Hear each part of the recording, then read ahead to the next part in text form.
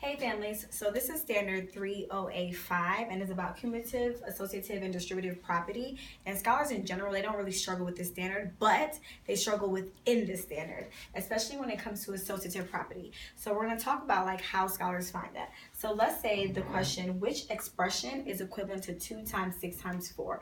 Scholars need to know that with the associative property, you can either multiply these two, or you can multiply these two,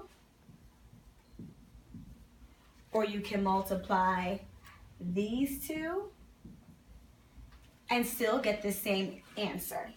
So I need to think, 2 times 2. 2 times 2 is 4. I know that that's not the same. 12 times 4. Well, let me see. What can give me 4? I see 4 right here. What can give me 12? This 2 times 6 gives me 12. 2 times 6 gives me 12. So far, I think that that's my answer. Let me just keep going and double check. This says 2 times 64 is 64. Does anything, let me think about my largest number, 6 and 4. That does not give me 64. So I know that this is not it. This is not it. 10 times 2. Does anything give me 10?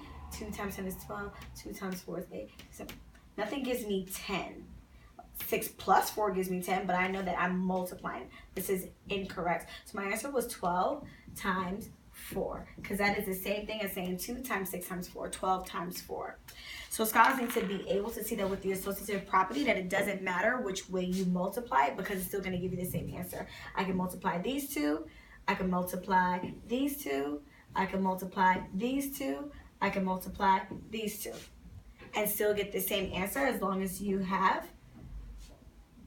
were looking at the three numbers within the actual equation.